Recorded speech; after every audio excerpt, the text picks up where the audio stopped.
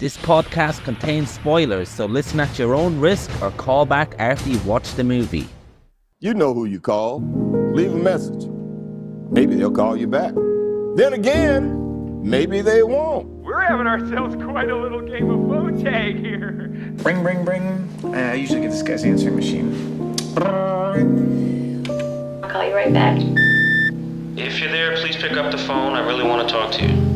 I check my fucking messages every day when I come home from work. My answering machine, zero. I got a blinking light. All I have to do is pick up this phone right here, inform the cinema, and your plan's kaput. No, I ain't got no phone. I had to pull, because people calling all the time, and who needs the aggravation, right? Interruptions.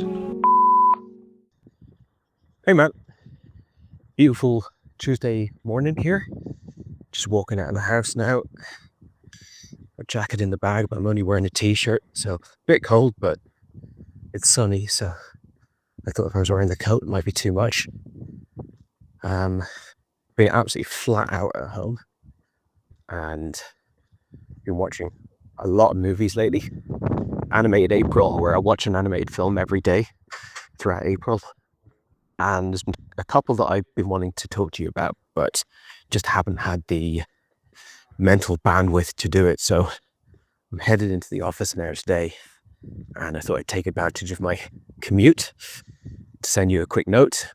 So I watched The Peasants there the other day, 2023 film. I think it's 2023 if you kind of look it up online. I've got a feeling it might have been more widely showcased in 2024, but I'm not really sure on that front. I remember these directors who made this film, which is a Polish woman and her English husband. They made the film Loving Vincent, which came out, I don't know, what was it, maybe 5-6 years ago?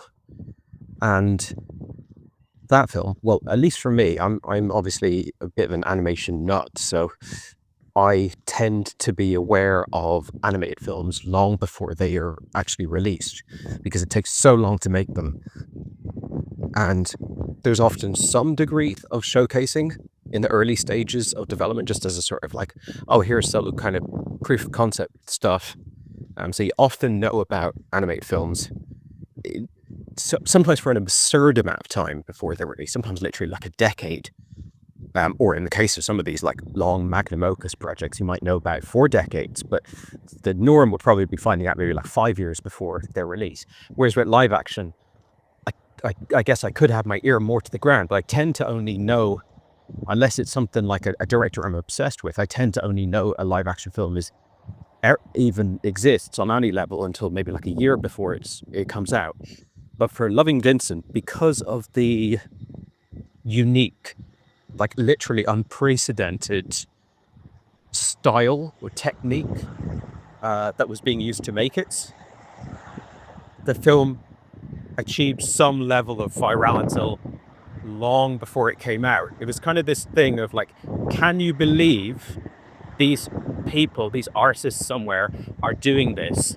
The ambition of the project, namely the fact that the film is entirely animated by oil painting, and the specifics of how to word that are complex, because I think there's a heavy debate to be had about whether the phrase animated can be applied, and then the widely touted claim of it being a new oil painting for every frame of the movie is also clearly untrue, because they're using various techniques, quite rightly so, to cut down on the workload of making 24 or even 12 completely unique oil paintings for every frame, or for every second of the movie, rather.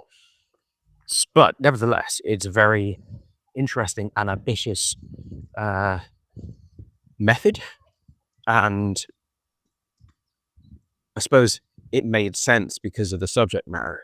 I think before it came out, it was assumed it was going to be about the life of Vincent van Gogh. It turned out to be sort of a murder mystery detective investigation of the death of Vincent van Gogh. But anyway, the subject being Van Gogh meant that making it via some sort of traditional fine art methodology made sense. So that was a film that I think got a lot of buzz for years before its release. It got a lot of acclaim on its release, and I always felt it was just going to be a gimmick and that the actual film itself probably wouldn't be that good. Now, what are the chances that they've got this really unique and interesting gimmick, and then also they happen to have just made a good film with like a good script and stuff like that? It's usually like never the twain shall meet type of thing, especially coming from like completely inexperienced studio. But I actually really loved that movie. And when this film, The Peasants, came out, and it didn't have the whole cachet of this has never been done before. It was more like, this is just what these guys do. Combined with the fact that it wasn't about one of the most famous people of all time, I think that's led it to be sort of underrated. And to my knowledge, this film, The Peasants, didn't receive an enormous amount of buzz. Now, I was aware of it coming out, and I certainly saw... Oh, my phone's acting up now, so you're going to get broken messages. Yeah, I remember when the film came out, it got a certain amount of exposure, had a few glowing reviews. I don't know what the overall kind of like, you know, Metacritic score is or anything like that, but I just feel like it wasn't that big of a deal. And that's a shame, because I really, really love this film. I'm now sort of 2 for 2 with this studio. Loving Vincent, I really loved. The Peasants, I really loved. And I wonder does the way it's presented, does that kind of, is that divisive?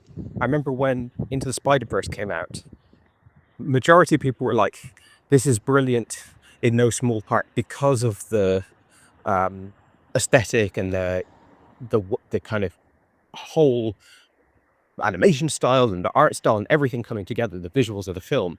But then there was a vocal minority of people who were like, I can't even watch this because it's going to give me a headache with a low frame rate, with a variable frame rate, and just the amount of visual noise on screen and so forth. And this is true of like something like Enter the Void, all these films that are like a real overstimulation on a visual level. I wonder if with Loving Vincent, it got more of that kind of like, wow, I can't believe they did it. And because it's hard to do this and because it's a lot of effort to do this, therefore we admire this, that kind of like superficial appraisal of what it was doing artistically. And then this film comes around, it doesn't have any of that. And people are just like, I actually find it annoying, the flicker. I actually find it hard to watch, and it's like a barrier rather than something that would draw me in. And I think that that's an interesting thing to break down. I guess I can just jump straight into that. So visually, I loved this film. I thought it was stunning. Now, there's no way you can make, unless you use post-processing, which is heavily editing the footage via some sort of algorithm. I don't think there's any way to, by hand, iron out the flicker that's in this film. And it doesn't bother me, really. Like, yeah, click your fingers and somehow it's possible for like them to, I guess you could click your fingers because a computer could do it, but in terms of like artists being able to do it, it would just take an insane amount of extra effort to not make it feel flickery. But the lighting and the overall aesthetic, which is obviously drawn from painting, from fine art, and I believe drawn from classic Polish art that's maybe from the era that this film is set in, that looks so good. Like, often I'll watch an animated film and be like, yeah, the characters and stuff look good, but the backgrounds are just jaw-dropping. And the backgrounds in this are absolutely unreal. Like, they're stunning. And I've never seen a film, probably including Loving Vincent, that has backgrounds as beautiful as this. And then the characters and the stuff that's in motion, even that often looks absolutely incredible. The lighting on people's faces and stuff, because again, it's drawing from painting. It's very stylized, but like in a really beautiful way. And I often struggle with films, especially lower budget films that are made nowadays, but are set in a time when there wasn't cameras, there wasn't technology. Now, obviously, I can watch a Western movie, I can watch an Arthurian movie, I can watch these movies and I enjoy them. But it's like, how do you marry up the inherently modern aesthetic of film with what one can imagine was the aesthetic of back then? It's the same reason why you look at like what was it called, Public Enemies or something, that film. My phone, this is gonna be a nightmare. I'm gonna be giving about 500 messages to get through to listen to this whole thing. Sorry. Yeah, that old film, Public Enemies, I think it's called Public Enemies, Michael Mann, set in the past, in like the era of like Chicago gangsters, Al Capone, all that stuff, but filmed in like kind of the early days of digital video, which is like such a contemporary aesthetic. I hate that. I hate that, like when the film Mank by David Fincher came out, there was so much publicity about how he's obsessed with shooting on digital. Obviously it allows him to do his hundreds of takes and all that. And he worked really hard to try and get the aesthetic of not just 35mm film, but like period, era specific to the era of Citizen Kane. And it just doesn't work at all. It looks incredibly digital. And had that film been shot on an older film stock, it would have just looked a million times better. It would have been a much, much better film, it might be. So this film, where it's set in, I'm not sure exactly when it's set, but it feels like sort of turn of the century. It's set in a time where, yes, technically film did exist, but certainly it was far removed from this environment or from these people's lives, even if they went into the town and all that. And so to use oil painting instead of even celluloid to depict it works incredibly well. So I love that. Now, I've watched this in Animated April, as I said, it's a personal project I do, and it's basically me watching loads and loads of animated movies. And when I do that, I'm happy to throw the umbrella of animation, in quotes, over really any film that remotely can be called animation, or even films that really there isn't a credible case for calling them animation, but they just fit in on some sort of like personal criteria level. So this film is rotoscoped, much like Loving Vincent, also like the films of Richard Linklater, which have been called animation. Obviously, rotoscoping has been around since the early days of animation, right since the very dawn of animation, and has long been an ingredient that sits alongside more classical frame-by-frame animation. You could argue that motion capture, Andy Serkis type stuff is rotoscoping, just done by a computer automatically, mapping the reference to the model. And I think nowadays, like in the last few years, we've seen this explosion of AI art, like style swapping and all that, where you take a piece of footage and you then go, now make it Simpsons, and the AI rotoscopes over essentially. That's now gone into the hands of everyone. And I think it's difficult to call it animation, but I think you could also, you could make arguments around rigged animation, 3D models or even 2D rigged animation, and go, well, is this animation? Or, what's your criteria? So rather than getting dogmatic about it, my approach to these things is always like, well, if anyone anywhere could think of it as animation almost, then that's enough. You know, if the question even needs to be asked, if there's conversation, because there's obviously no conversation surrounding whether or not Schindler's List is animation, although they did have to color in that dress frame by frame. But you know, it's not.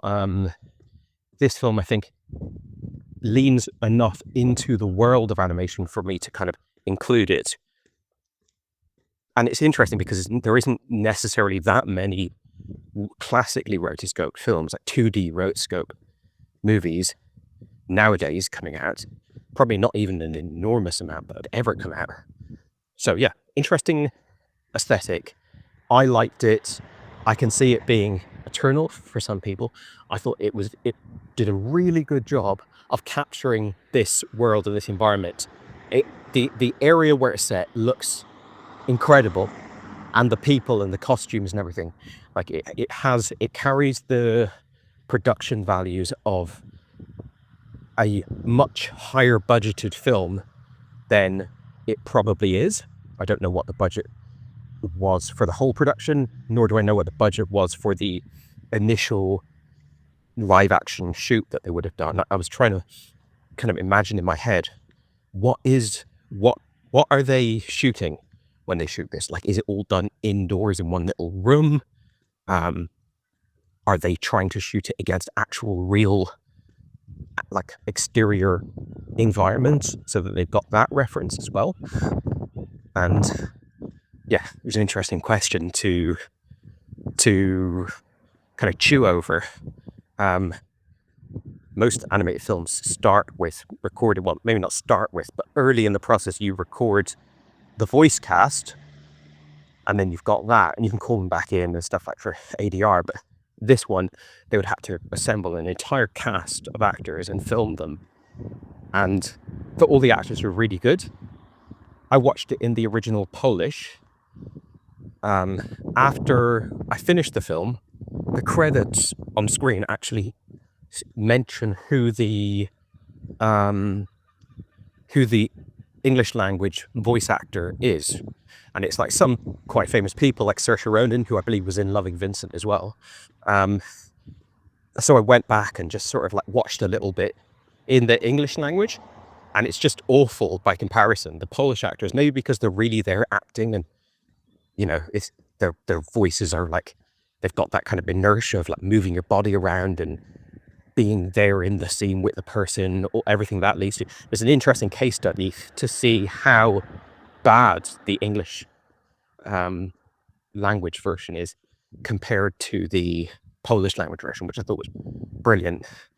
I'm not generally a huge fan of like period pieces, or I mean, I guess period piece technically just, it means like literally anything that's not from nowadays. Even if it's set in the 90s, it's a period piece.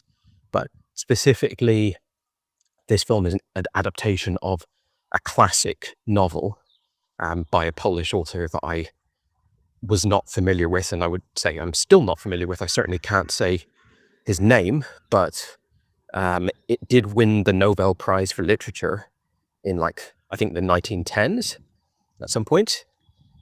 And it feels like, and this is coming from someone who really has no concept of any literature, certainly not the era that this came from, but it reminded me a little bit, as much as I can have any form of knowledge about this, of like films or like books like the works of Tolstoy or Alexandre Dumas, where it is a story about characters, but it's also a story about a country or a culture. Like it's kind of, and I would be not in a position to evaluate it on this basis, but it felt to me like this is a sort of story of Poland at that time. I know it's all set in 1 year, in one village. It takes in one social strata, which is titular peasants, but it feels like a kind of cultural evaluation of a sort, and I really enjoyed that. You and I are long been fans of kind of like working class kitchen sink films, you know, films like Ken Loach and stuff that are like, this is what it's like living in this country. Not the shiny, glamorous, rich people, not the king or whatever. This this is what it's actually like living in this country with this culture. And doesn't mean it can't have a story. Like, it doesn't have to be a documentary. It can have a narrative that is specific to that character or those characters, but it's also giving it like a real immersive feel of living in a time and a place. And again, I have never been alive in rural turn of the century Poland, but all of this rang very true. And I suppose that comes from just being sourced from an incredibly acclaimed, I would imagine, amazing novel that was written at the time. So the novel wasn't a period piece, so to speak. And I, as much as I kind of bristle at films set way back in the day that are about like lords and ladies and royalty and stuff like that, a film like this that's about peasants is I'm not sure if I've seen an enormous amount of that. I'm trying to think off the top of my head, but I don't think I've seen many films that I feel like there's a Romanian film by Rado Juda, maybe it's called Aftermin or something, which is another one that comes to mind. Like films that are set in Europe, 100 plus years ago, that are just about actual everyday common life. There's something really appealing and educational about that. You and I are from rural Ireland. I guess like we were both born in the mid-80s. So the mid-80s in rural Ireland is like, the mid-60s in a lot of places. And, we were still seeing horse and cart and all of these, like I remember like going to the pump to get water and stuff. So because of my mother being like a real old soul, she used to like cut grass with a scythe and stuff like that. So I feel like I have some sort of like touching distance, not personal experience, but like some touching distance and exposure to an older form of rural living that would have been kind of the norm in Europe at the time. And maybe that just sort of like makes me drawn to these kind of things. There's also a video game that I played a few years ago called Pentiment.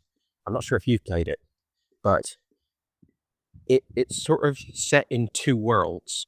One is set in Germany, in rural Germany. One is set inside a monastery, so it's all monks and scholars and stuff like that. And then the rest of the game is sort of set in the village that surrounds the monastery. And that village life stuff in that game is like very, very similar to this. In the film, The Peasants, they have what they call a cabbage party, which is like, now the cabbages need to be all grated up and fermented and stuff like that. So naturally, everyone in the village is going to like come to one hut. We can keep that hut warm. We can all work together. We can get this done quickly. It benefits everyone. We'll turn it into, we'll get some music going. We'll share some gossip. And there's loads of little kind of rural life details in this film that, again, are like that film Pentiment, or a game Pentiment, but also just, familiar, I suppose, and really romantic. As much as it is quite a dark film, it reminded me very much of a certain era of Lars von Trier's films, namely Breaking the Waves, Dogville, and Dancer in the Dark, which are all they're all kind of set rurally. They're about like a young, innocent girl kind of being thrown to the wolves of a small community, usually in the past, and kind of how, like, what happens when a sort of naive and vulnerable young woman clashes or is exposed to or comes up against society, but on a kind of microcosm, tiny little rural scale. And obviously this film is an adaptation of a book that comes, almost a century, really, or almost a century before those von Trier films came out. But I wonder, was he influenced by that? Now, I'm not saying that he was, because I'm sure there's many, many examples that you could draw from. And certainly this is subject matter that you could just come up with on your own. But yeah, it's harrowing. It's very dark. It rings very true. it's very engaging and it's very engrossing to me. It's why I'm not really unsure why this film didn't blow up more. And I wonder again if it's the aesthetic people find hard to just like sit and watch. It might give them a headache. But as I said, I find the aesthetic beautiful. And I found all of the character interplay to be really good. The only thing that I actually struggled with was some of the guys in it look quite similar. Like her brother and the guy who becomes her sort of brother-in-law, he becomes sort of her son-in-law in a way, because she marries the husband of their dead mother kind of thing. And I felt like so many of the faces in this look great. Like they look so iconic for what they are, like the old lady who's like a massive gossip, for example, and the the kind of love interest, and the rich farmer, and the mayor and the mayor's wife and stuff. But then there's a couple of actors in it that look more contemporary to me. Now I don't know why that is, I can't necessarily justify that, but somehow they do, and look quite similar, and look maybe a bit too handsome or something, that I thought maybe pulled the film away from, in some parts there was a bit of lack of clarity a couple of times in terms of like where someone sits in a power structure or whatever. But yeah, I also loved the kind of ethical quandary of this film. So you've got like this protagonist who basically does something really... going into the film, before the film starts, there are endless rumors about her being a slut, and she's like a kind of a harlot, where she's like stealing other girls' men, and she's sleeping with everyone under the sun and stuff like that. And we don't know if any of that is true, or if it's all just jealousy. She's stunningly beautiful and she's young. I think the actress is 30 when I looked her up, but because these films take so long to make, I'm guessing she's probably like 25, 26. But I read the character as like 18, 19, something like that. I think that's the sort of implication. She's basically like coming into the world stage. It's time for her to leave her mother's nest, sort of. And that, she seems to be a target of jealousy. Whether she's done anything dubious up until this point is kind of, I suppose, left up to interpretation. My read on it was that she hadn't really been doing those things, but she does sleep with, and she falls in love with a guy who is in a relationship with someone else, and she participates in an affair which is, you can, I suppose, decide on a personal level whether that is completely unforgivable, and like just at that point, if you do that, you'd sort of deserve whatever it comes to you, or whether you could find any justification of it. I think at one point she says that like it was all him, he kind of pursued her and sort of forced his will on her. That feels a bit thin. He certainly is the leading participant in it, but it feels like she becomes very enthralled in it and very interested in it, and a willing participant. So that's her big kind of sin within the movie. And then the whole rest of the film essentially is just like the worst shit possible happening to her, until ultimately at the end of the film she is excommunicated from the village. And just as a side note, I loved that moment of her naked in the rain, completely abandoned, like just the absolute lowest possible situation you can imagine anyone like arriving at in that era, and that kind of, given where her origins and where she comes from and stuff. And then her just like Tim Robbins in Shawshank Redemption, just standing up, raising her hands onto the falling rain, feeling sort of rebirthed, or baptized. She's finally free. And like, even though she's kind of she's at the absolute lowest possible situation in terms of like her opportunities, like her future, like on the sort of surface level, it couldn't really be any worse, the situation she's in right now. But she's just so happy and so joyous to be finally free from all those people and all of the everything that's been torturing her, all the politics and the rumors and everything at that moment. Now, we don't get the sequel. Maybe the book has an epilogue, I don't know, but we don't find out if she manages to, like, okay, put a few rags together, make it to the town, start working as like a street sweeper. Then she falls in love with someone of, you know, good, and they have a family. Like, we don't know if she'll have a happy ending or if she'll die of pneumonia in a week's time. But just that feeling of like, this is on paper bad, but because of a very specific set of conditions, it's actually like a blessing in disguise kind of thing. That was something that I loved that the film captured. Again, I'm sure all this is in the book, so like, it's not, you can't fully put it at the feet of the film, but whatever the film attempts, which might only be 20% of what's in the book, I don't know, or whatever this film takes on, it does so well and so effectively, and it really sold to me everything it was trying to depict. So yeah, what else? The guy, the love interest, who is sort of like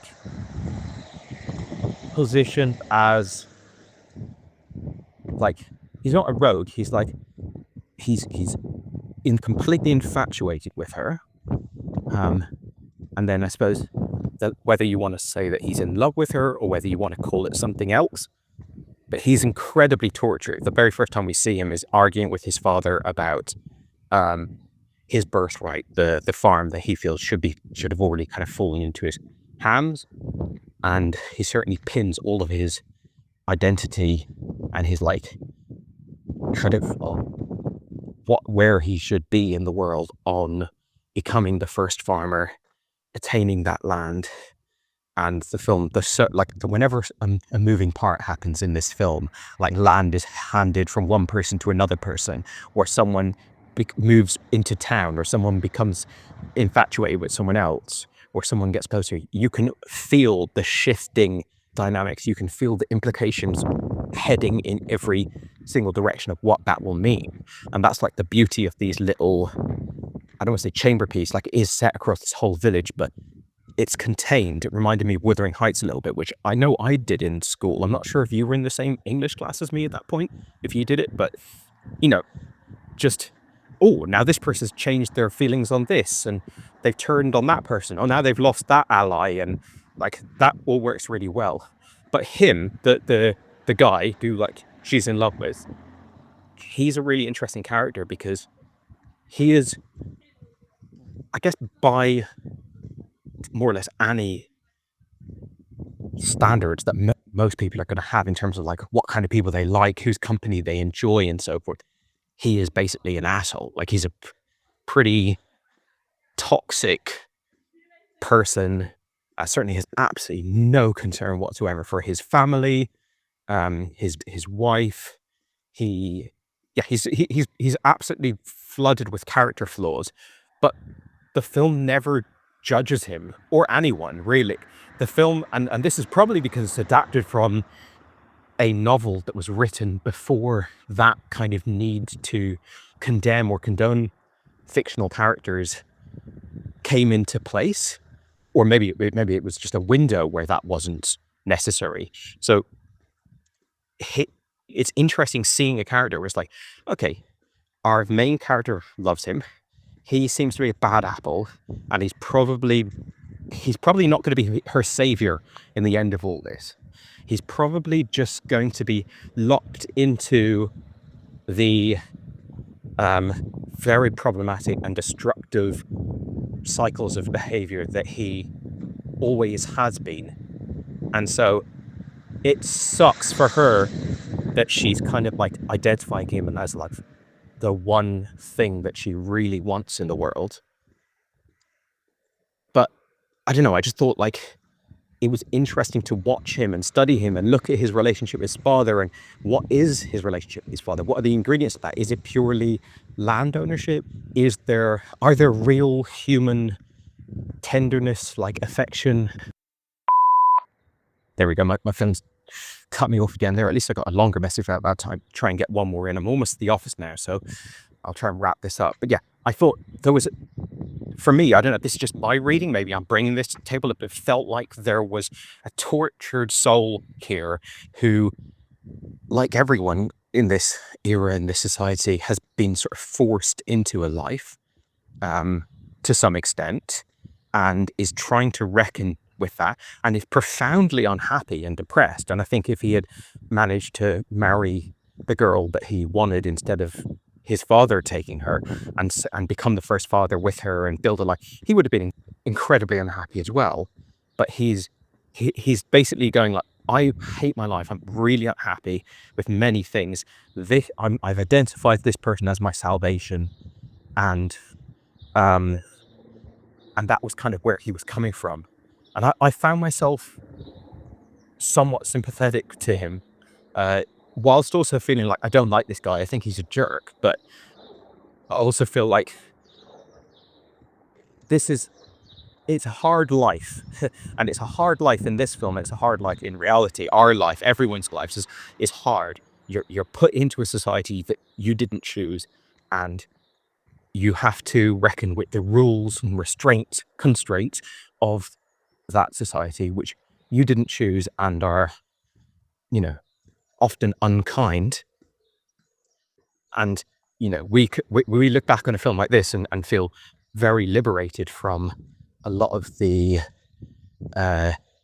challenging abstractions that exist within that society. But I'm sure that people will look back on our society in 100 years and again feel like, wow, it took some fucking serious courage and bravery to like reckon with all that bullshit that we've thankfully transcended. And then the people 100 years after them will be saying the same thing about them. So, this film is like depicting people of like differing ethics, differing power, differing personalities. And some people it's like depicts quite nobly. Like, look at the priest guy. You get the impression that, and again, I could be projecting this here, but it feels like he's someone who seems to be kind of in love with the main character, but that's not the path that's been sort of forced onto him. We don't see priesthood being forced onto him, but it's certainly possible to read that he maybe is also walking a path that is like not necessarily the one that's going to be the most gratifying for him, not the one that's going to be the most healthy emotionally and psychologically for him, but it is the one, it is his cross to bear, no pun intended. And the film is rife with that, but it does a good job of like, whilst it's tackling all of these really sad and dark themes and issues, it is also a really beautiful film, a really romantic portrait of this era of Poland, the colors of the clothes and the sense of community when it's working in a positive way, and just the environment they live in, where they can go hang out and sit down and stuff like this is stunning. It's amazing. So yeah, I really loved the film. I had an amazing time with it. I want to talk to someone about it because I want to know how much this film just sort of struck me at the right time, like kind of hit me just right with maybe like my tastes, my mood that I was in. I don't know. Or if like you feel the same way and it's just like this film really has a lot more potential to be wider loved than it was. So yeah, I'm curious now to see what else they bring out. I hope, I had a very brief look. I couldn't see any new projects on the horizon, but obviously Loving Vincent was a smash hit in whatever extent a tiny little film like that can be, and that allowed them to instantly go into production on the Peasants. So I guess they must already be looking at or working on the next thing, because it takes them so long, unless they're abandoning the oil painting method, which would also be interesting to see if they do that. Will they go to a conventional aesthetic like live action or cell animation, or will they try something else experimental? So yeah, interesting flick, but yeah, just one that seems to have kind of missed people by, I think. Hey man, yeah, this phone's gonna give me a headache in the edit. um, so yeah, I watched The Peasants today after coming home from work. It's funny because obviously you provided me with a copy and I just pressed play, and it started off in English, and obviously I knew absolutely nothing about the movie, but something felt like it wasn't right. And I'm not talking about like the English wasn't in sync or anything, because the way it's animated, you'd be forgiven for not being able to tell anyway. And I hate calling him Chris Finch because I think he's a very good actor, but he's the go-to guy for period pieces when you need a gravelly voice.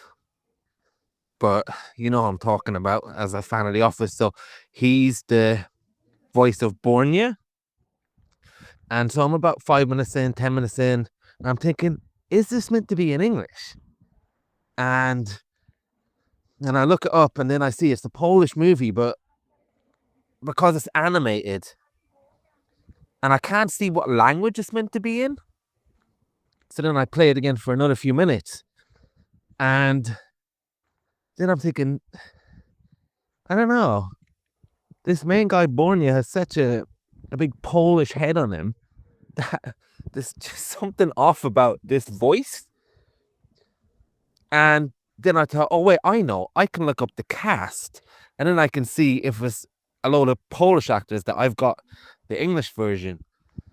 So then I looked it up and I realized it's Polish actors, and yeah, I changed the language and I put it to Polish, and then the voices made sense, and it made such a difference. And again, it's not like I was expecting it to be a foreign language movie or anything like that. But it just goes to show you that there's something you can intuitively feel when you press play at some point. The voices weren't matching with the faces. And obviously, if it wasn't rotor-graded or whatever the term is, maybe I mightn't have felt that. But as it was, and it was very obvious that it was real people animated over, to put it crudely, maybe I was able to sniff out a lot better. So you asked the question, would this animation style be divisive to people? I think absolutely.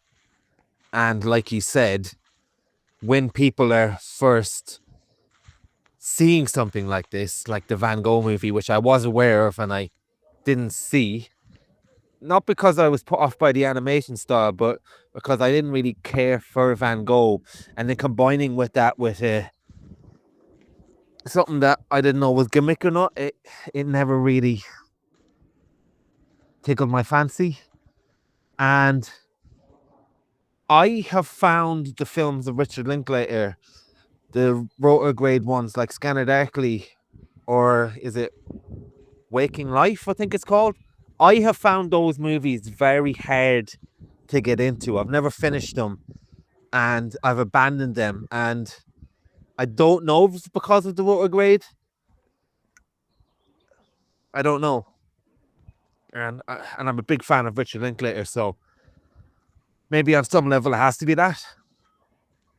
So I wouldn't say I'm enamored by it, but watching this movie, I have to say that the rotor grading in this movie, again, if that is what it's called, I thought was not a problem and was not a barrier at all. In fact, it was probably the best thing about the movie for me. Now, there's another question that you prompted me to have with myself when hearing your voice note, and it's one thing if the animation is divisive. It's another question are you going to watch this purely because of the animation?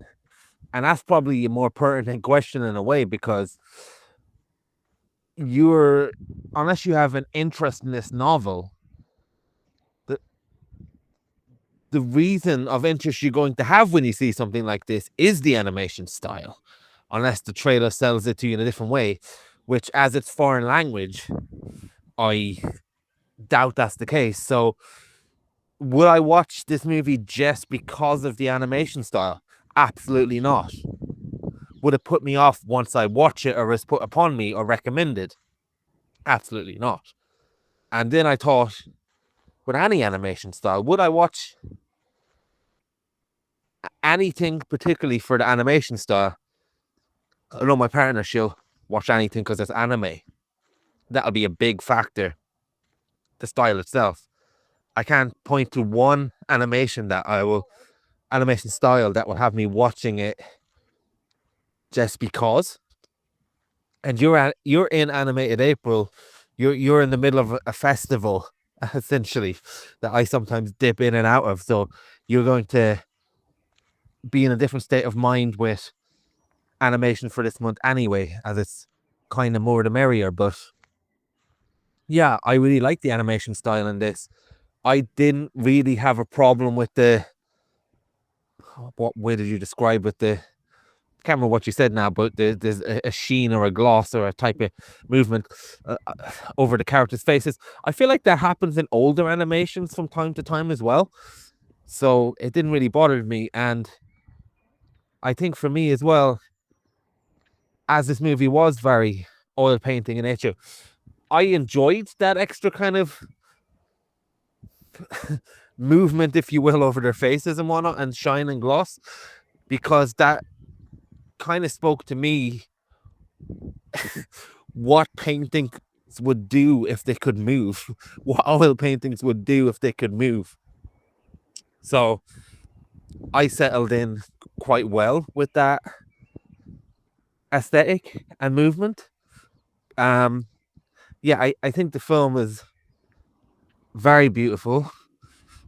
It actually gives me more of an appreciation for oil paintings, actually, because it managed to articulate in a moving sense what I liked about oil paintings always, and that's there's a type of vibrancy and electricity and warmth and liveliness to oil paintings that I never really appreciated until I seen it in motion in this. And that's certainly a driving part of this movie that I don't see in a lot of animation or pictures at times. There's just a real liveliness and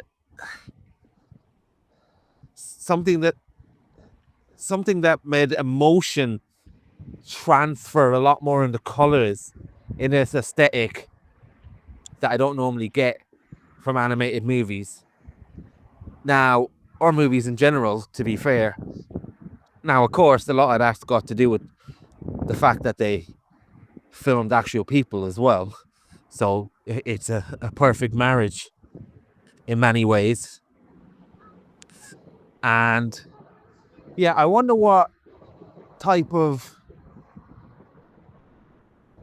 what's the word, framing and frame rate and shutter speed and whatnot they shot this movie on, because there's certain things that happen, like the dance scenes and the partying, that it almost seems to be quicker than traditional film, but at the same time it works in a way that you couldn't possibly animate something from scratch in that way.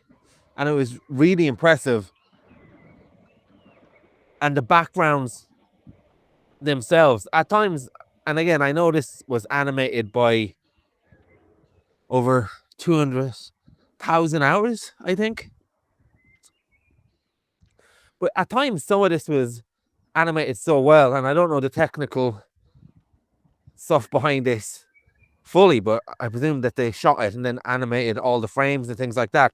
But some of the the outside shots and some of the establishing shots and some of the backgrounds felt like they actually painted them from scratch. I don't know if that's true, or maybe they just did such a good job at animating actual scenes. Probably not. I'm thinking that they actually combined the things they shot with actual animation that didn't have any actual filming to it, if that makes sense. And it's really pretty, and it actually reminded me at times of that Walking in the Air Snowman song, the way the frames jumped at times. And yeah, it certainly was a highlight for me, the animation itself. It was great hearing your enthusiasm and great hearing your enjoyment and great hearing your love for this film. I think it did everything well, and there's nothing that I could point to that I didn't like about this movie. But at the same time, as an overall package, other than the animation itself, and as I often say, aesthetic only gets you so far. With me anyway. I massively differ in my enjoyment. Now, I think it's decent, and I had an okay time with it overall. But in terms of the level you're talking about with this movie,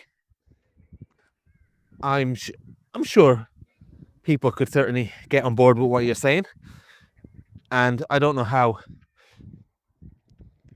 underrated versus overrated this movie is, but I think in terms of how much you hear different people talking about it and whatnot, I think it's probably where it should be.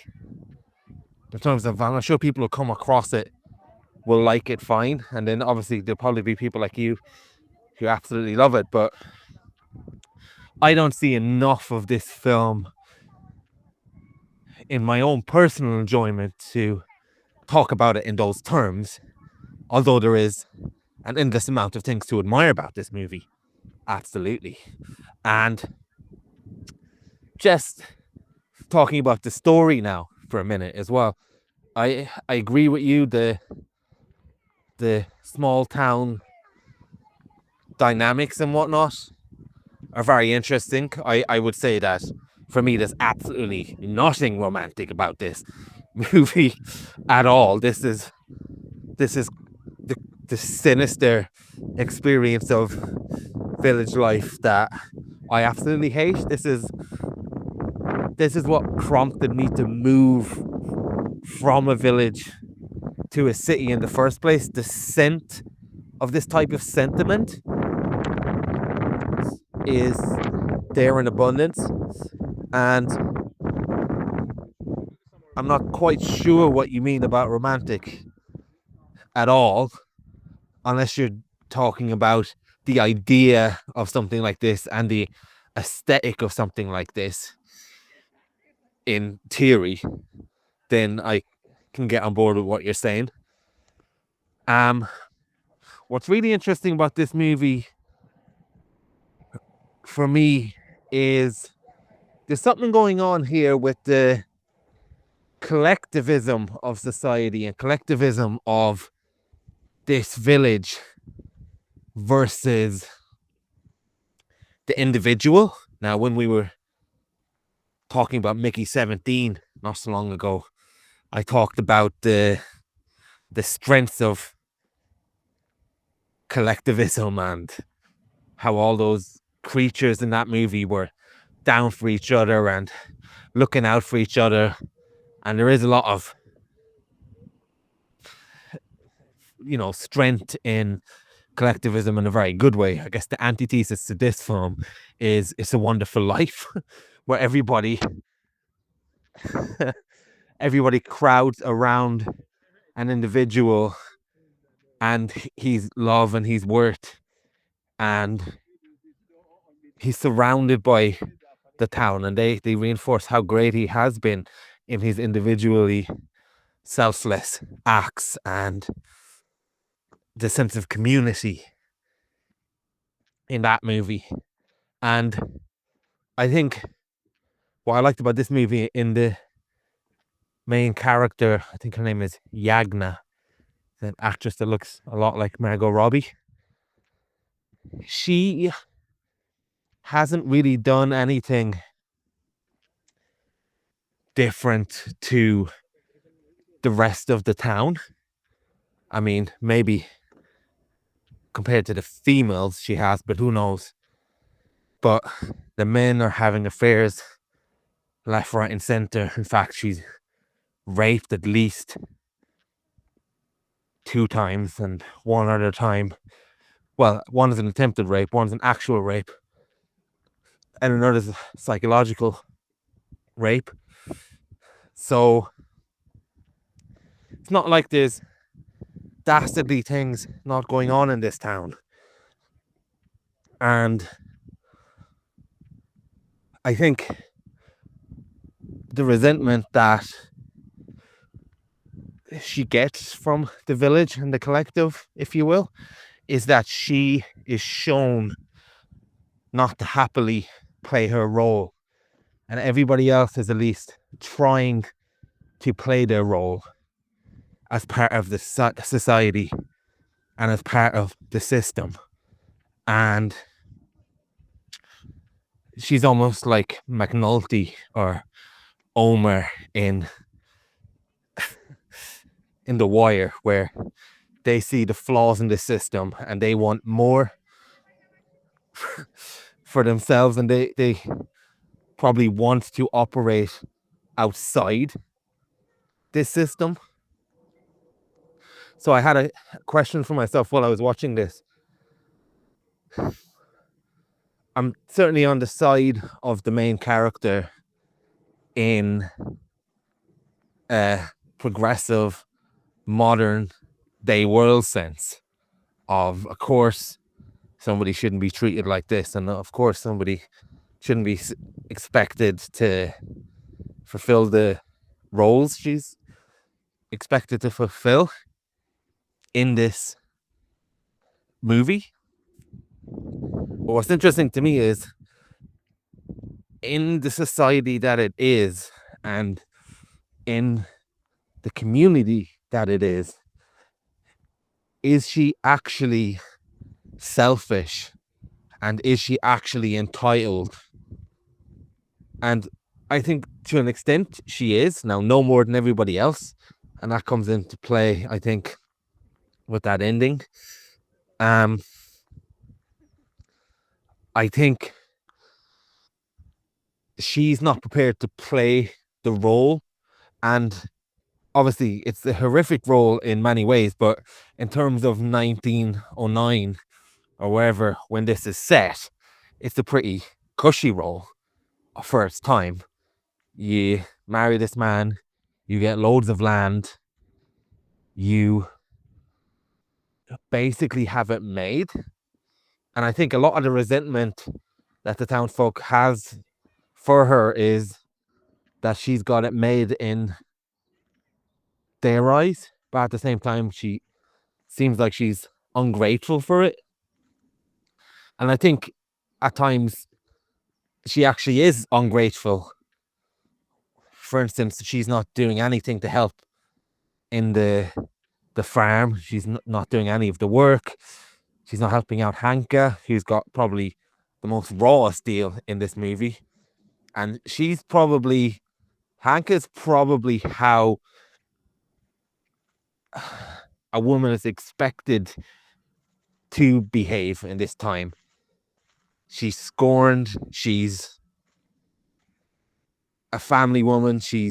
Has it just as hard as Hanka. Just as hard as Yagna. but she is getting on with it with a type of melancholy that's expected in this society. She's still there for her children. She's still there for her husband. She's dutiful. I think a lot of this is about duty versus individualism. And I think the resentment for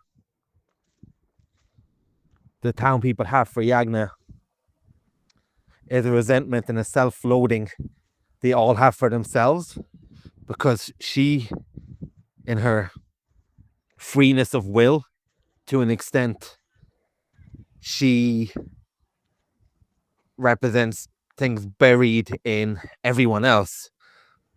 She,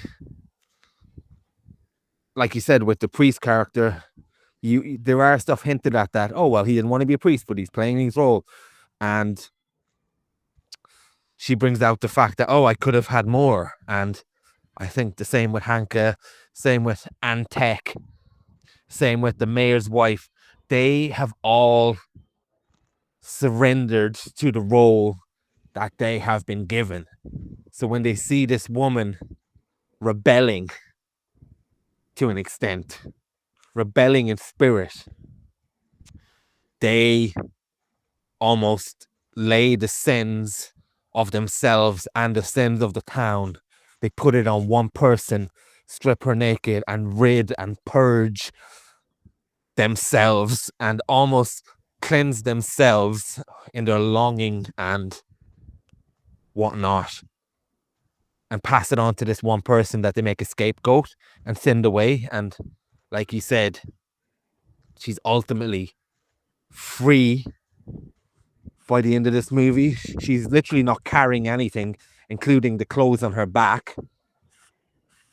And she's almost had a pilgrimage at a different point. And like you mentioned, it is a bit Tim Robbins-y. Like you said, she can get pneumonia after this, or she can go to the next town and have a great life and it can all work out. But just the frame that the movie ends on is that she's almost unburdened. And if you contrast that with Hanka, who is, whether we believe her or not, she's going off on a pilgrimage, which would be a more traditional way to purge yourself of your sins and ask for forgiveness. So there's a contrast between those two characters that on their journeys at the end of the movie, and you can be sure one of them is commended within the community and the other isn't. And yeah, there is a lot of complexity to the characters in this movie. Maybe I was feeling sorry for Antek somewhat, as much as I was for anybody, until that disturbing scene where he just treats her like a possession and forces himself on her. That probably ended the goodwill I had with that character. But he's still complex until the end, when he's in the field and he sells her out to an extent and he says, I'm going to go with the community. But he's still this complexity in that performance. And I think even in his relationship with his dad, is it Borinya? He's obviously had loggerheads with his dad for quite a long time. But in the scene where the soldiers, and there's that rebellion scene in the village, and his father's about to die, he almost sacrifices himself to an extent, or is prepared to sacrifice his own freedom and refers back to duty. Now, you wonder, is that because that's his role as a son and that's almost just subscripted onto him? Or is there real emotion and familial bonds in that scene? You never really know. So they do give us well-rounded characters, and they do give us that type of lack of judgment that you would definitely see if this movie was based on modern text or trying to convey these emotions through the often simplified lens of the society of today. So yeah, I really enjoyed hearing your thoughts about it, and I've probably through this conversation upped my appreciation of it as well a little. Like you said, sometimes your thoughts are in a vacuum and your thoughts are almost locked away, and then you hear someone else's thoughts and you kind of come to an understanding of the levels of greatness that perhaps are in this film that you haven't been able to tap into, but at the same time also able to articulate some of the things to somebody that was only an abstract thought in your head until you started getting them down on paper or getting them down on audio in this case. So yeah, decent movie. Oh yeah, another thing as well, as I walk back from the park, the music is absolutely spectacular in this movie. My only reference point to anything Polish is The Witcher, and obviously The Witcher brings the ecology of some Polish things, if I'm not mistaken. I'm pretty sure it's Polish. And just from playing the game and watching a bit of the TV series. But the music in this very much reminded me of The Witcher, which I presume, and maybe I'm completely wrong, but I guess there's some traditional instruments and sounds and whatnot in this. It's absolutely spectacular. Again, in the dance scenes, and just throughout, the music works so well with this, and it's almost both contemporary and traditional. And I think, if I'm not mistaken, a Polish rapper / producer did this, which is fucking brilliant. I want to hear more about this guy. And another thing as well, on a completely side note, the animation studio was based in Ukraine, or at least part of the animation studio was. So while a lot of this is being made, as in animated, Russia were bombing the fuck out of Ukraine. But the animators wanted to continue on this project, which is hardcore. And they basically worked on this animation in between power outages and power cuts with all this going on. So that is a pretty much love for the craft and a love for what you're doing and a love for the art that is absolutely brilliant. So just on a side note, that I love these type of stories that you sometimes get with movies like that. I mean, it's not exactly a happy one per se, but it certainly says something about the triumph of artistic expression. Just hopped off the train there on my way home. It's coming up on 9:30 at night. Went out for a few pints after work, and I'm just strolling home now. Very light drizzle in the air. Well, hopefully nothing will get me too wet before I make it home. I'm sure my phone's going to cut out now 17 times on this brief saunter home. But yeah, it was really nice hearing your thoughts there. It's funny, I loved the movie. You, not to put words in your mouth, but seemed like you were kind of like, the movie was fine. It was decent, it was solid, it was all right, but it didn't blow you away. But your actual voice note, you sung the praises of the film almost more emphatically than I did. And some of the stuff you said kind of shone a light on things I hadn't even mentioned or weren't even necessarily crystallized in my head. So I think even for you who weren't as infatuated with the film as I was, you've picked up on many of the things that I really, really liked about it. Just to touch on your first point there about the dubbed version, I didn't realize you were going to get to it as quickly as you did. I always underestimate how eagerly you can pounce on a film recommendation. I'm more of the type of, someone tells me to watch a film and it'll be weeks or months before I get around to it. But you need very little nudging, and I think as soon as I mentioned this film, it sounds like you jumped on it straight away. So had I known that you were going to get to it that quickly, I would have said watch the original version, the Polish version. But it's interesting to hear that you kind of sniffed that out in the process. And especially given the fact that we're fans, like you said, Ralph Ineson, he's someone that we both loved since the Office days, but just also, I think, across his whole career, he's become a real trusty hand when it comes to this kind of film. And then I also think Saoirse Ronan's very talented for her kind of like type of actor that she is.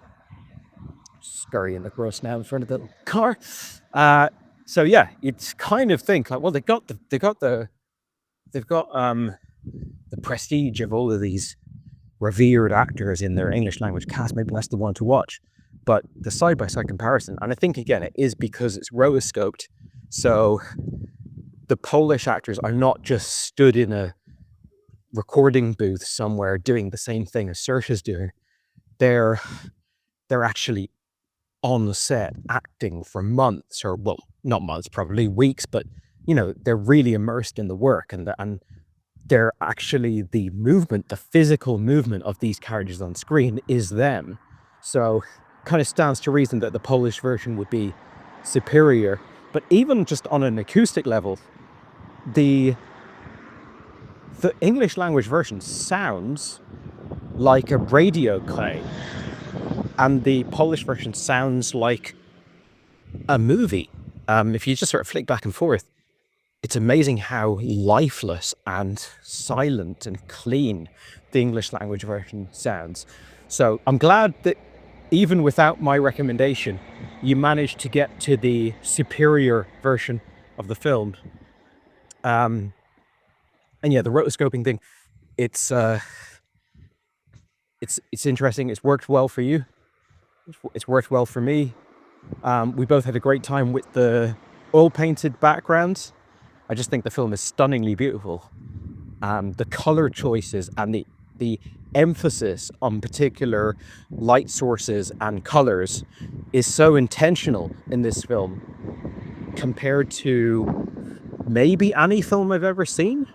And I guess that's because I've just never seen a film like this, except for Loving Vincent. But Loving Vincent was also tilted towards the exact art style of one particular painter, whereas this one's a bit freer to just take, okay, this is the script, this is the story, this is the subject matter, now let's really hem to an aesthetic that complements that. So I think it actually works better in this film. I think it's just gorgeous all around. You asked the question of whether there was any romance in the film, whether the film was in any way a romantic depiction of anything, the setting or the whatever, and how you didn't see any romance in it at all. I wonder with this film, how much of my experience with the film is in the film and how much of it is projected by me onto the film, because I bring a lot of baggage to the table with this film. You've already kind of gone over the fact that like an animation style, particular aesthetic doesn't necessarily it's not going to be a deciding factor in you watching a film. It's not going to be a massive factor in how highly you rate the film. I bring all that. I'm a massive animation nerd, and I've watched countless films specifically for their aesthetic. Last night I watched a very early adaptation of a Tintin book. It's an all black and white stop motion Belgian film that is like really, really nice to observe on its craftsmanship and its aesthetic value, but I think there's absolutely no reason to watch it beyond that. And I've done that many, many, many times. So for me, I'll happily watch this film for its aesthetic value. But the other thing that I'm bringing that you also bring is my reverence or lack thereof of the countryside. You mentioned that this is what you were trying to escape. This is why you left the countryside. It sounds to me like this film is almost like perfect detailing of the horrors, like the negative side of rural life, which it is, and I agree with that. But I guess somewhere in my, like, and I'd need probably a massive therapy budget to untangle all of this, but somewhere in the mix of my personal relationship with rural living and with village life and the past and the bygone era and traditionalism and nationalism and all of the stuff that this film has in it, somewhere in the mix there's just a lot I like. I find myself gravitating to stories and music and just general artifacts of that world in a way that is quite comforting, despite the fact that, like you, I have rejected it in my personal life, and I've gone, no, not for me. This is not how I want to live my life, and this is toxic, and this is bad, and this film shows all of the dark and negative aspects of that kind of a community. But I don't think it's just entirely my projection. I also think that the film, and who knows, because I haven't looked up any interviews to him, but I think this filmmaker, at least the Polish woman, has a reverence for Poland. The costuming alone, to me, is just so lovingly observed. The scenery, the natural landscape is stunning. The actual experience of living within this community is largely depicted in a negative way, but I do think that there are things that are a bit more positive, like the cabbage factory, for example. Like, that looks like something that has distinct cultural value that's been lost in modernity. There's not much, but, like, you can see people having a good time in the barn. You can see people working together to get their agricultural chores done. You can see, at its best, and it's fleeting maybe, but you can see the idea of a community that's entirely self-sufficient and not under the thumb of massive globalized corporations or whatever. There is a simplicity to the life here in ways that I completely appreciate. Very rose-tinted glasses notions on. But yeah, it's part of my experience with this film. So I watched this film thinking, this is absolutely horrific, and also there's a lot of beauty here. You mentioned you went into great depth, and I think you did a fantastic job of discussing the relationship between the protagonist and the other people within the village, whether that's the other women or just the other members of this society, and how they are kind of jealous of her rebellion, the sort of tall poppy syndrome, or whatever you want to call it. We have that. We see this all the time now, where someone dares to defy the rules that we're all victim of. You're like, well, who the fuck are you to think that you don't have to follow the tyrannical rule that is governing my entire life? Is that I'll be fucking damned if you get to escape this when I have to live under it. There is definitely an element of that, and various other things that I think they're just jealous of her in numerous ways. As you said, she's kind of handed a really sweet ride by that society's standards, and that largely comes from the fact that she's so beautiful, which is also not something that she earned. So yeah, this film is interesting. They choose this protagonist who kind of has, the film being she's the protagonist, it's an adaptation of a novel, but it's an interesting kind of prism to show the film through, showing it through the sort of focal point of this character who's sort of a lightning rod for the most toxic and vitriolic impulses of the society. And I almost want to see a 7-season, like The Wire type show about this village where she's just one character that brings out the absolute worst in them, but we get to see more subdued and more subtle depictions of them as well, because I just found the whole thing so interesting. And I've also, in a way, surprised that you didn't connect with it more than you might have. Just popping his Tesco now for a little bit of late night perusing. I think there's a film that you and I are both massive fans of. One of my favorite films. It was the first Irish film that I saw, and I was like, Irish film has now truly arrived. This is the first time the Irish film has delivered a masterpiece. And that's the film Garage, which I know you're a big fan of.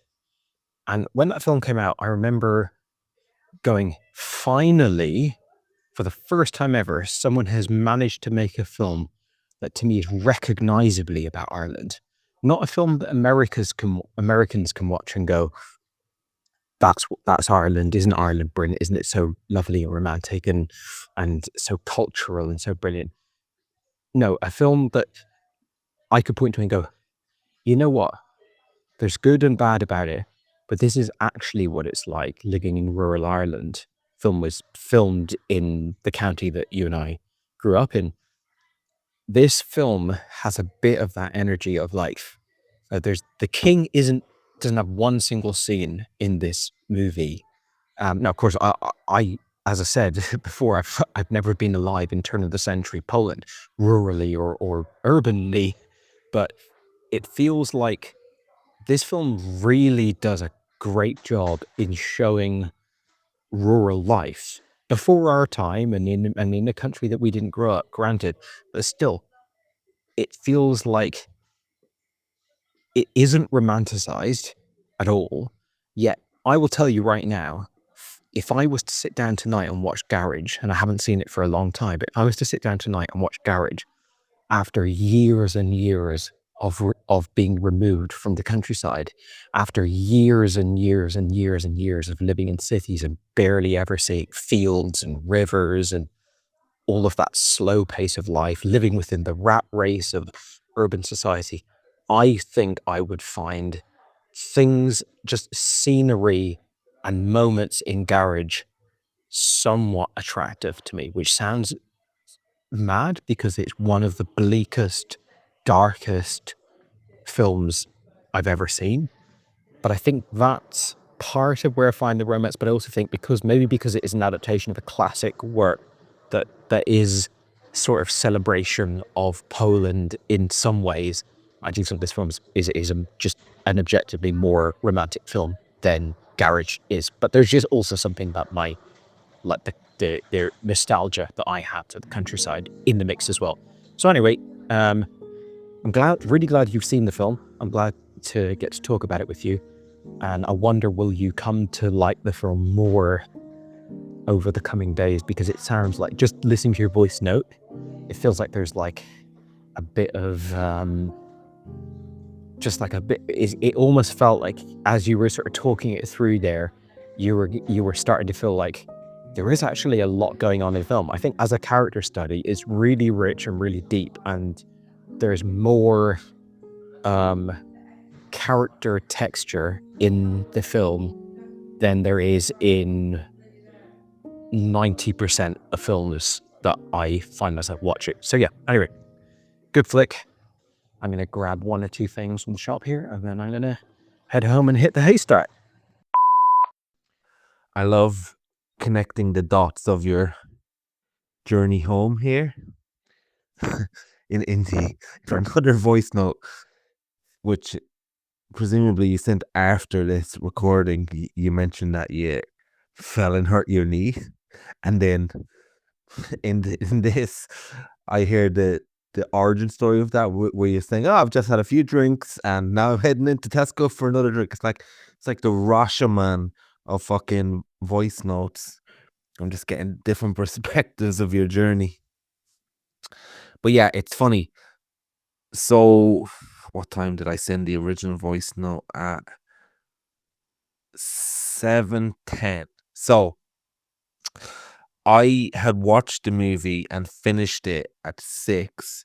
I had gone to the park, listened to your voice note, and by the time I did, it was 7 or 7:10 or whatever, and then I started sending my voice notes, whatever the timeline is.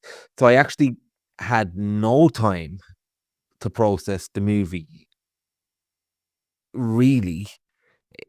Not to analyze the movie, not to get my central thesis and talking points and thoughts there, but sometimes to figure out how you feel about a movie, you need a bit longer. And I'm not talking about something like a Mission Impossible or The Departed, where it's just pure adrenaline brilliance, if you know what I mean. With these type of movies, sometimes you need to sit with them a bit longer because they challenge you, and it's a different type of enjoyment and a different type of entertainment. So, and yeah, you're right. From talking about it and listening to your thoughts, by the time I got to the end of my voice note, I'm thinking, okay, it's probably more than decent for me. I would say I like this movie, and I would say I recommend this movie, which is when I started my walk outside the house. Wasn't fully the case, but I guess it's because it's challenging. It's not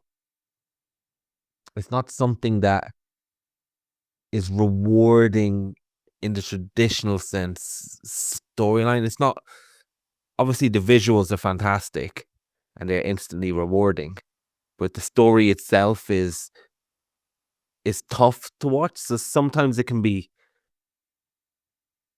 hard to distinguish between a feeling a film left you with because you endured the suffering of the characters to an extent, and then almost reckon that with your experience of a viewer. It's quite interesting, actually, when you think about it. Sometimes you might have a feeling that's implanted in you from the movie that you pull back to.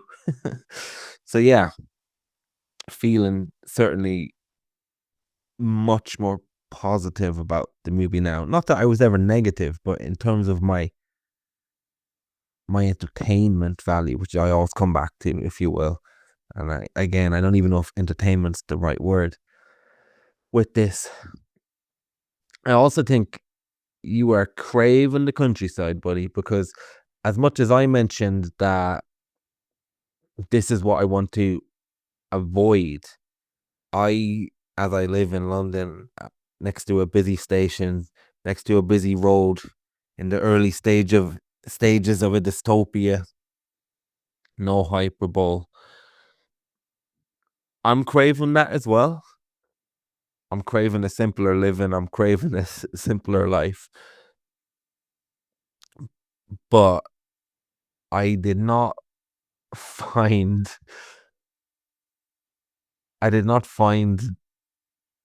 that in this movie at all. And maybe it is there in pockets, but for me, this would make me reconsider going back to the countryside if London wasn't so terrible. But anyway, 1 second. Yeah, sorry, just had to readjust there. I also agree with what you said in terms of you'd love to see almost a series of this, because as focused as the conflict is between the central actress, Yagna, and the townspeople, you could take any of these characters and follow them, and you would probably have a rich experience in terms of character development and story. You could take the priest, you could take that old woman who gossips, you could take the mayor's wife, you could take basically anybody. And there would be such a richness to them. And the fact that you can believe that based on the snippets we do get of a lot of these villages, especially considering we see them at their worst, that is a testament to the film as well. And you mentioned garage. Yeah. I wonder, does the way this movie is painted initially take you back from realizing how well these characters are fully drawn as fully fledged out people and well observed? I wonder what the version of this movie would look like without the animation, which I think is a massive strength to the movie. But I wonder, would you click into the type of movie this is a lot quicker? Because you're right, it is something like Garage. It is something like a very character-based slice of life movie almost, but because heightened things happen and the animation style itself is so heightened, it can maybe cloak that from you to an extent. I don't know. But yeah, glad you recommended this to me. And yeah, I can certainly get onto movies if in a flash, providing I have a copy of it. And I've got an abundance of time, really. Which reminds me, you need to add the other movie as well to my... Put the other movie on my desk, the cake one. Yeah, it's now the next morning, and just walking home from the nursery. It's wet everywhere, but it's not raining. It's kind of nice, actually, just walking through like fresh, wet ground, but not a hint of rain in the air. Just dropped off my daughter. The knee a little the worse for wear, but sure, that's life. Got it better than Yagna anyway. Yeah, it's nice hearing, like, I really liked that about listening to your voice note last night, of just sort of hearing your opinion of the movie maybe mature over time. As you said, like you sent that voice note within an hour or whatever of watching the movie, and there's plenty of movies that the more you think about them, the more they kind of get worse or better. That's not necessarily because like you didn't understand things. It's not like, oh wait, he was always that, or there isn't some piece of information that took a long time to wrap your head around. It's more just like, I find myself a lot of the time liking a movie more over time if it makes me think about it more. It actually, the movie forces me to think about, well, imagine being in that situation, and I feel like I'm actually getting more value or more stimulation out of the movie for days to come. And as you said, there's plenty of great movies that are just like, you watch it, you have a great time with it, it's done its job when the credits roll. But yeah, I do really, really appreciate that experience of kind of contemplating a film for days to come. You raised an interesting point about, do the visuals distract from the character work? What would this film be like without the visuals? Obviously, we both agree the visuals are a very strong part of this. It's not just like, let's say you took I don't know, Apocalypse Now or some like really stunning movie and you applied this to it, it might be like you're putting a hat in a hat. What's the point? But I think for this film, like I said before, it's the fact that the oil paintings evoke that era much more than like digital cinematography could. So it brings you back to that time. Now, they wouldn't have had real paintings in that village, but at least it sort of visually says old to you. And then the other thing is they can fully realize the stunning beauty of the countryside. I've never been to Poland, but I've been to the countryside in lots of places, and it's obviously jaw-droppingly beautiful. Even in the most dark and depressing parts of the countryside, nature is stunning. And in the same way that, like, when you get home from your holiday and you look at the photos you took, they don't remotely do justice to the environments that you were in. I think there's almost no level of cinematography, or certainly not one that's going to be achievable on some like tiny little budget of a Polish movie, that can really do justice to nature in the way that oil painting can. Yeah, that's why that's partly why there's much more galleries and much more sought after galleries the world over that are showcasing painting than are showcasing photography. Now, I'm not trying to be dismissive of photography, but obviously there's many films that look gorgeous and depict nature in a really beautiful way. But I think, like, looking at this film, if it's just any simple scene, establishing shot, or like two people like in a field talking, like, the background is like absolutely incredible.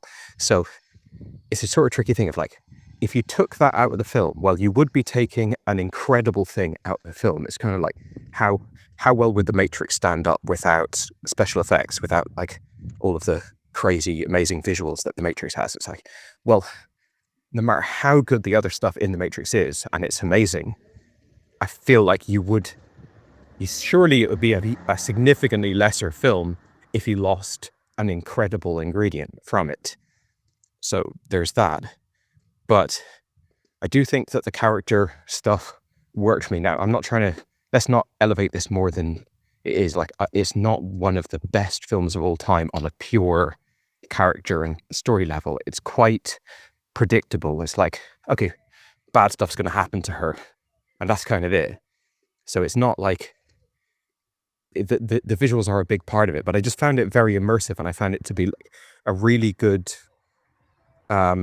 examination of what it was about. You know, like, you have to kind of judge a film on its own terms, and this film, I think, does really well being this film, if that makes sense. Like, they took a novel, which I obviously haven't read, and they adapted it, and I think they did a really good job in telling this story. The novel may take in more, the novel may be less laser focused on Yagna, and we might get a bit more of the adventures of like the priest and stuff like that, which I would find very interesting.